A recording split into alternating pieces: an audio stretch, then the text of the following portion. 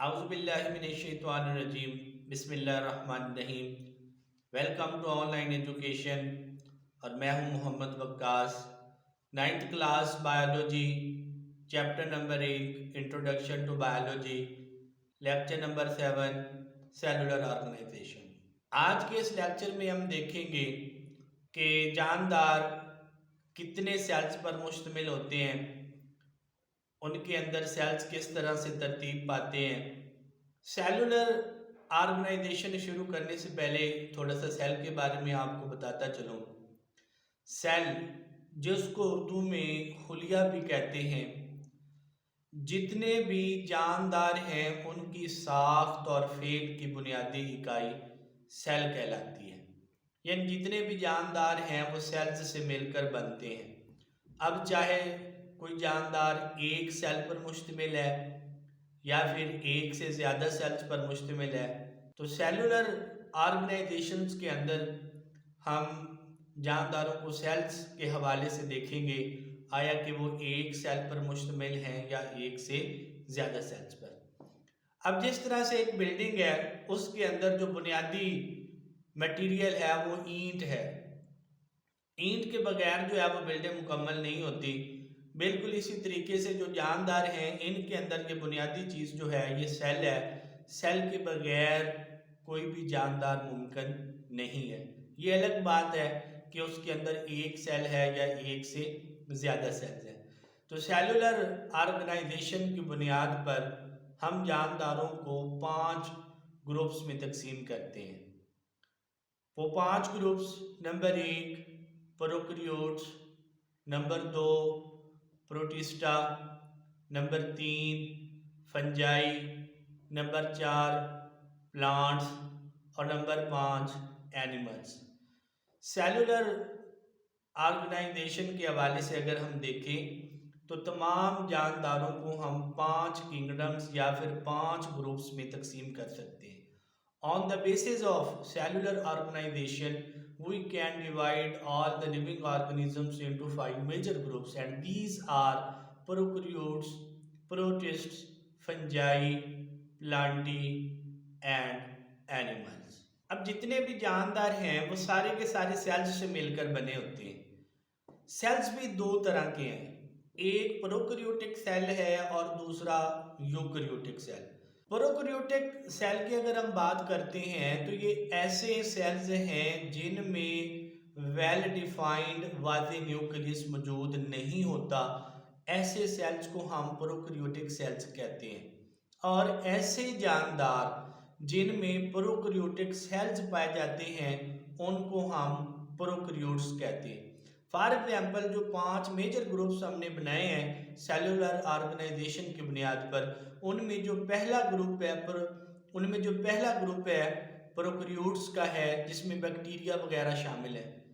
یہ ایسے جاندار ہیں جن میں پروکریوٹک سیلز پائے جاتے ہیں۔ اور پروکریوٹک سیل کیا ہیں؟ یہ ایسے سیلز ہوتے ہیں جن میں واضح ویل ڈیفائنڈ نیوکلیس نہیں ہوتا۔ دوسرے سیل کی بات کریں تو اس کو ہم یوکریوٹک سیل کہتے ہیں۔ ایسا سیل جس میں واضح اور ویل ڈیفائنڈ نیوکلیس ہوتا ہے، اس کو ہم یوکریوٹک سیل کہتے ہیں۔ فار ایگزامپل کوئی پلانٹ سیل ہے، کوئی اینیمل سیل ہے، تو یہ یوکریوٹک سیل ہے کیونکہ ان کے اندر ویل ڈیفائنڈ نیوکلیس ہے۔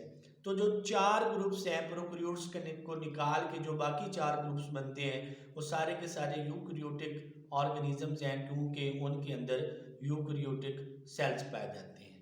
اب سیلز کی جو ارینجمنٹ ہے کسی بھی جاندار کے اندر، وہ ان کی آرگنائزیشن کے متعلق بتاتی ہے کہ اس جاندار کی آرگنائزیشن جو ہے وہ کیسی ہے۔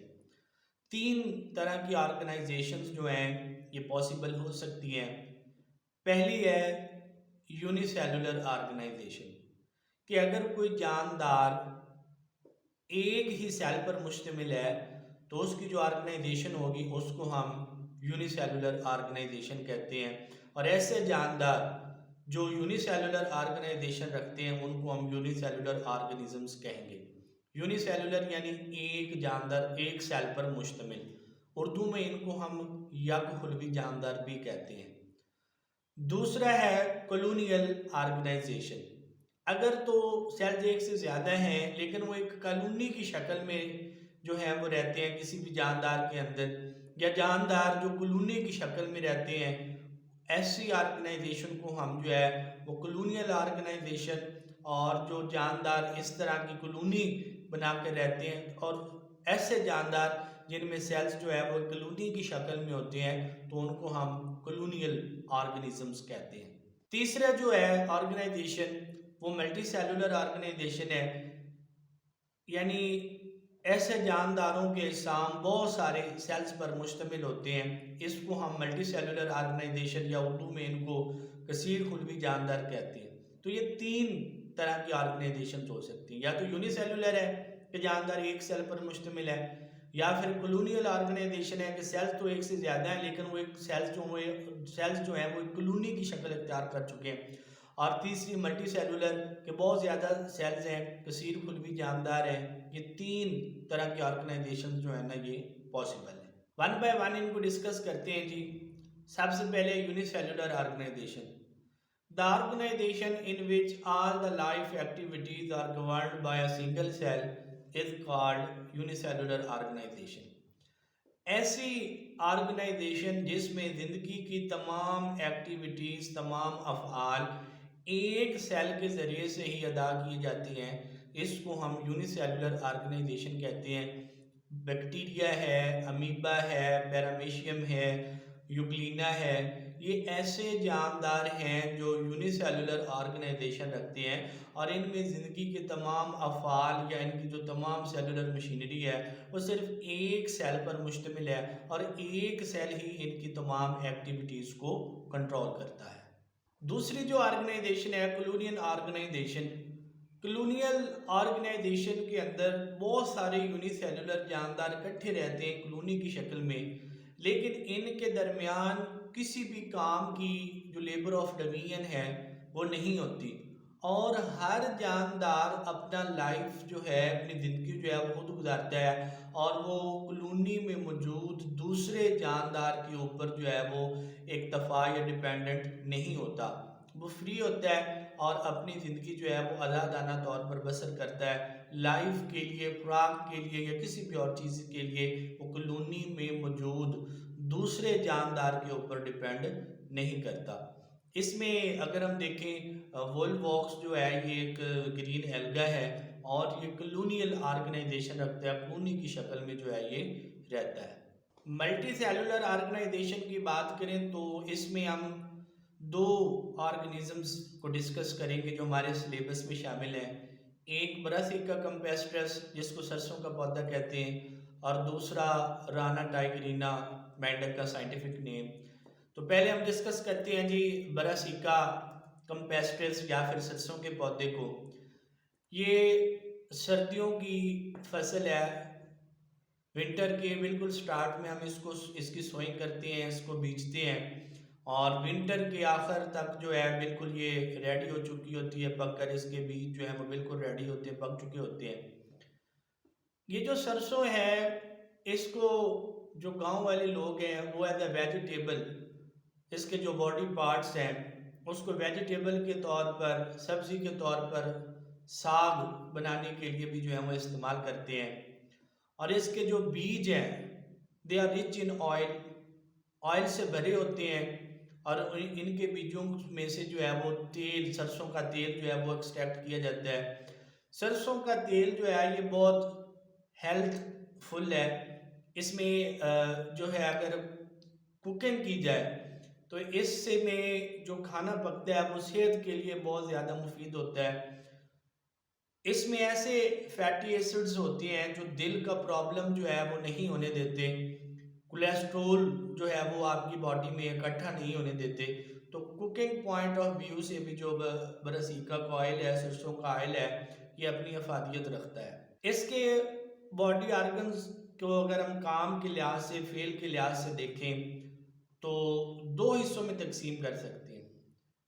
ایک وہ حصے ہیں جیسے جڑ ہے، تنا ہے، شاخیں ہیں، جو سیکشول ریپروڈکشن یعنی تولید کے عمل میں حصہ نہیں لیتی، ان کو ہم ویجیٹیٹو پارٹس کہتے ہیں، ویجیٹیٹو حصے کہتے ہیں، یعنی ایسے حصے جو پودے کی ریپروڈکشن میں، عمل تولید میں، سیکشل ریپروڈکشن میں حصہ نہیں لیتے، ان کو ہم ویجیٹیٹو پارٹس یا پھر نان سیکشل پارٹس بھی کہتے ہیں۔ دوسرے وہ حصے ہیں جو پودے کی ریپروڈکشن میں حصہ لیتے ہیں، جیسے کہ فلاورز ہیں، پھول ہیں، یہ پودے کی ریپروڈکشن میں حصہ لیتی ہیں، اس لیے ہم ان کو سیکشول پارٹس بھی کہہ دیتے ہیں۔ نیکسٹ جو اگزامپل ہے ملٹی سیلولر آرگنائزیشن میں، وہ مینڈک فراگ رانا ٹائگرینا کی ہے۔ یہ ایک ملٹی سیلولر آرگنزم ہے اور اس کا آرگن سسٹم جو ہے وہ ڈیفرنٹ آرگنز پر مشتمل ہوتا ہے، اور ہر آرگن جو ہے وہ اپنا اپنا فعل جو ہے نا وہ ادا کرتا ہے۔ مینڈک کا جو سسٹم ہے، آرگن سسٹم، یہ ہیومنز کے ساتھ کافی جو ہے وہ ریزیمبلنس رکھتا ہے، اس لیے ایکسپیریمنٹس کے اندر جو مینڈک ہے، فراگ ہے، اس کو بہت زیادہ جو ہے نا وہ ایکسپیریمنٹ کے لیے استعمال کیا جاتا ہے، کیونکہ اس کا جو سیلولر سیٹ اپ ہے وہ ہیومن سیلولر سیٹ اپ سے کافی جو ہے وہ ملتا جلتا ہے۔ ہر پورشن کے اندر، ہر آرگنائزیشن کے اندر اس کے ساتھ پراپرلی پکچرز بھی لگائی گئی ہیں تاکہ آپ پکٹوریل ایویڈنسز کو بھی دیکھ کر جو ہے وہ اس ٹاپک کو آسانی کے ساتھ سمجھ سکیں۔ یہ تھا جی ہمارا lecture number 7، chapter number 1، 9th class biology. ہمارے اس چینل کو شیئر کریں، لائک اور کمنٹ کریں، اپنے دوستوں کے ساتھ شیئر کریں تاکہ ان کو اسٹڈی کے اندر آسانی ہو، ٹاپک سمجھنے میں آسانی ہو۔ اگلے لیکچر تک کے لیے دیجیے اجازت۔ اللہ حافظ۔